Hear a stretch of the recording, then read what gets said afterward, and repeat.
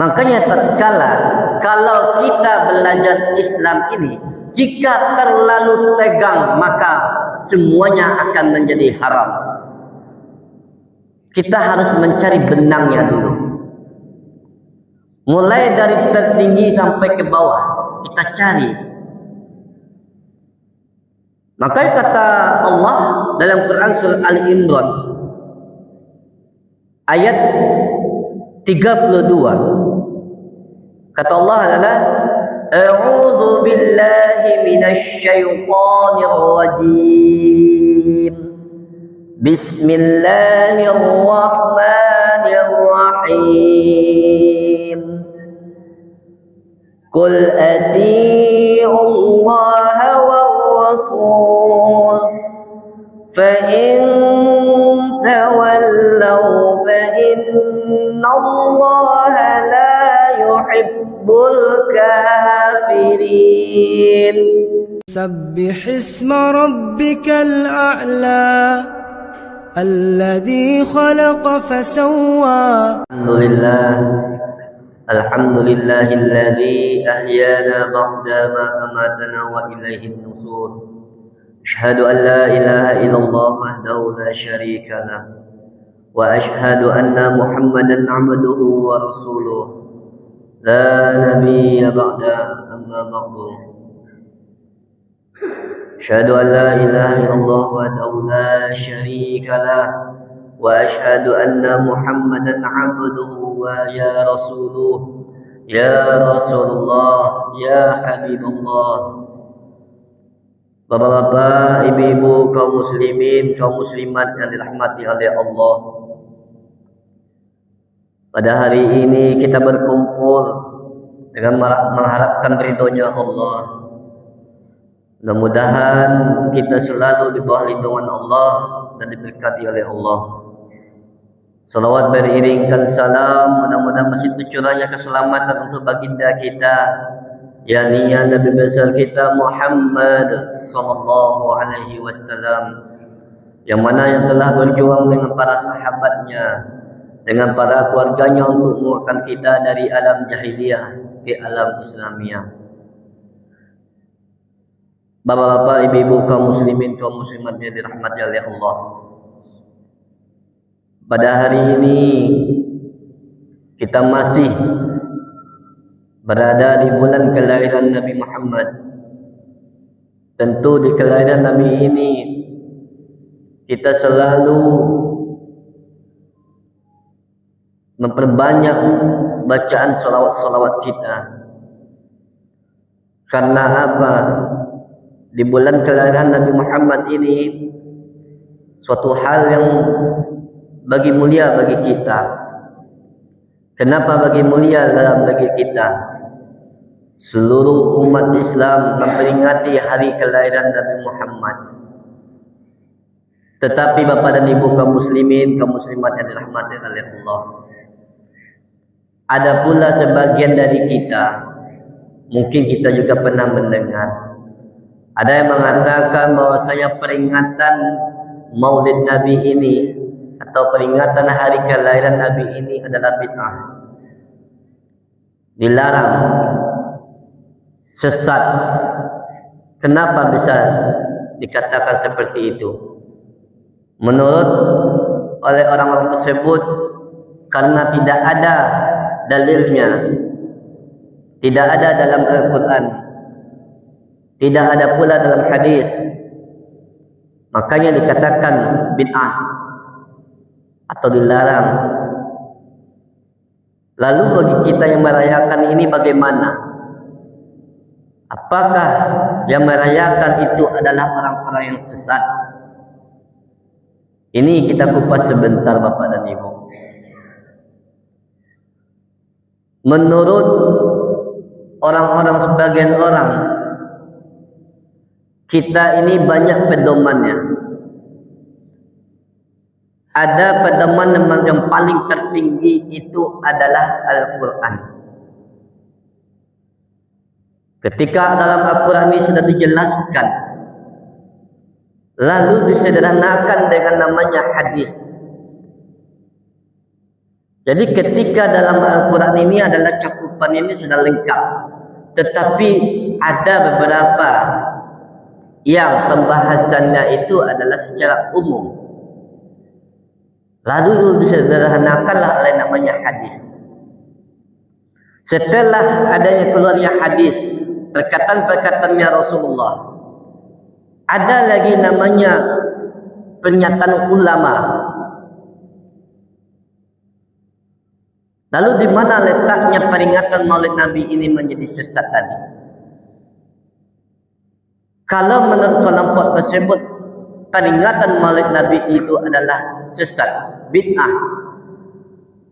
Alasannya karena tidak ada dalam Al-Quran dan hadis. Kita lihat dari sejarah. Ketika para sahabat, Abu Bakar As-Siddiq bertanya, "Ya Rasulullah, kenapa engkau berpuasa setiap hari Senin ataupun Kamis?" Lalu Rasulullah menjawab, "Wahai sahabatku, sesungguhnya aku berpuasa karena aku ingin mengingat hari kelahiranku." Rasulullah puasa setiap Senin dan Kamis ini karena dia ingin memperingati hari kelahirannya sendiri. Lalu timbul pertanyaan, kalau misalkan umpamanya memperingati Maulid Nabi itu adalah haram, apakah puasa Senin Kamis ini juga haram? Itu kejarannya. Karena Rasulullah berpuasa Senin Kamis niatnya karena untuk apa? Mengingat kelahirannya. Makanya menjadi suatu ibadah sunnah. Yang dikatakan peringatan Maulid Nabi yang haram ini bukan peringatan yang seperti apa. Kalau peringatan Maulid Nabi mendatangkan namanya dosa, baru dikatakan haram. Misalkan dibuat namanya konser sehingga orang berjoget-joget, ini baru namanya haram. Mendatangkan kemurkaan Allah dalam peringatan Maulid Nabi baru haram. Tetapi kalau peringatan Maulid Nabi untuk mendekatkan diri kita kepada Allah dan Rasul, di mana letak haramnya? Kalau seperti itu, maka puasa Senin Kamis juga jatuhnya haram. Kenapa bisa seperti itu? Karena jelas Rasulullah mengatakan sendiri.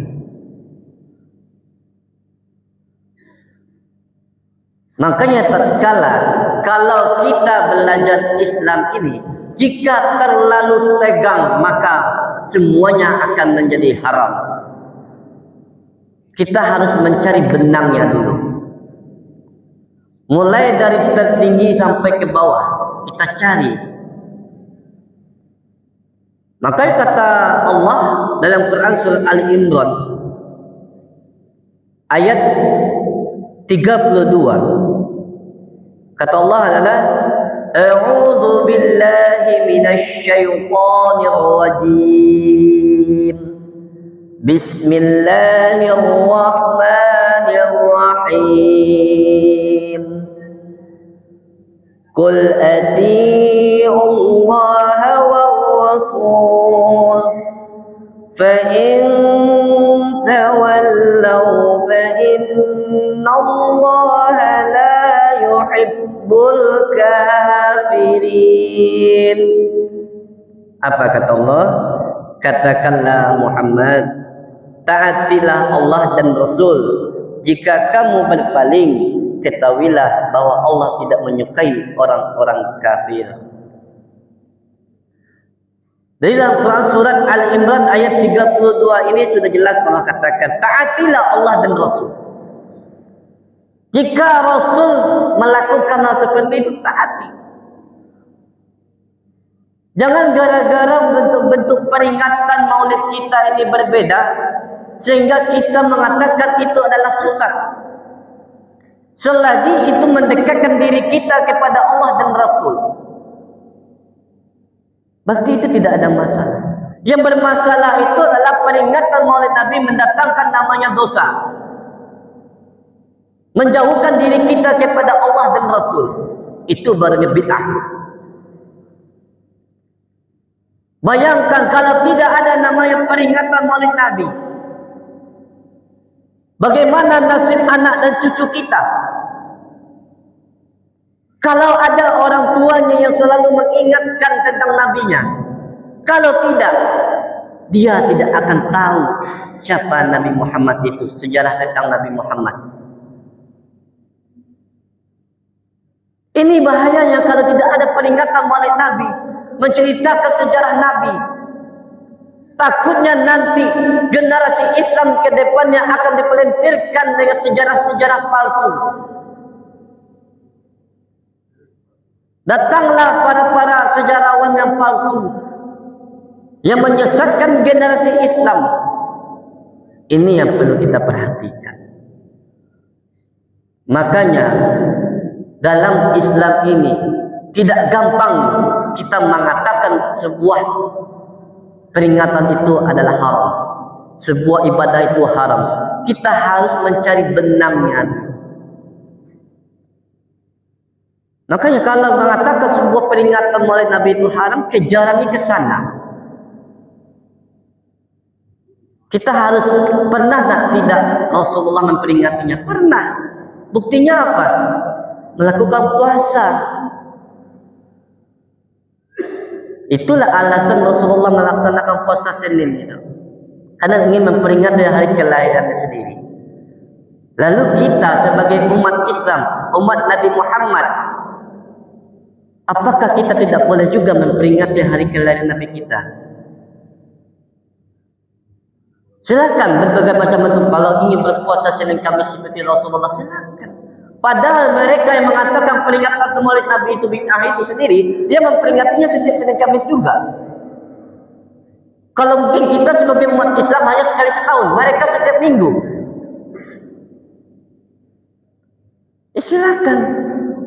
Jangan katakan tentang tidak berbeda cara peringatannya, kita mengatakan itu salah.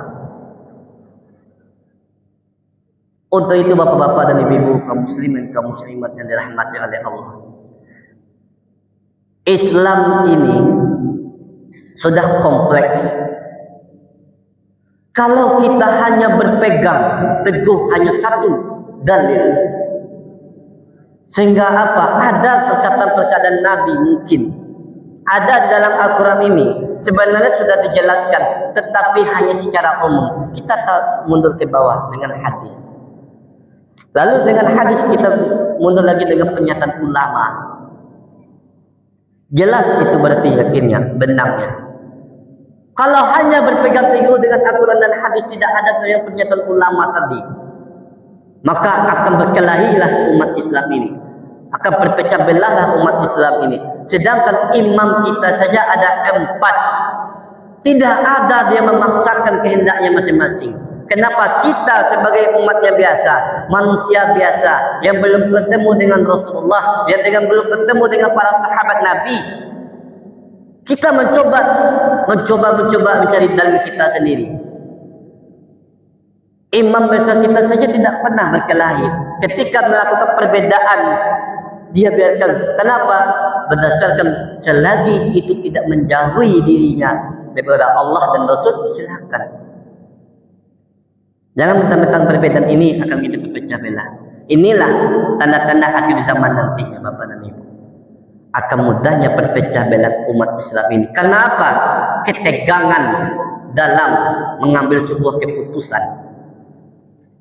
Masalah peringatan Maulid Nabi, masalah tentang salat, masalah tentang puasa, sering diperdebatkan terus.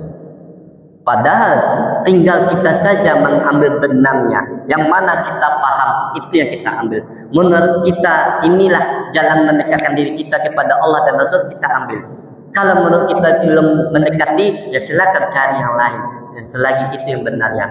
Mudah-mudahan kita selalu berpegang teguh di jalannya Allah dan Rasul. Taatilah Allah kepada Rasul. Di bulan Maulid ini, mari kita sama-sama dekatkan diri kita kepada Allah dan Rasulullah. Mari kita belajar bersama-sama. Jangan sampai sejarah Nabi Muhammad ini terputus di generasi yang akan datangnya. Mari kita selalu peringatkanlah melalui Nabi, sampaikanlah sejarah kepada anak cucu kita, kemanakan kita. Mudah-mudahan mereka mencintai Rasulnya sendiri. Wabillahi taufiq wal hidayah. Assalamualaikum warahmatullahi wabarakatuh.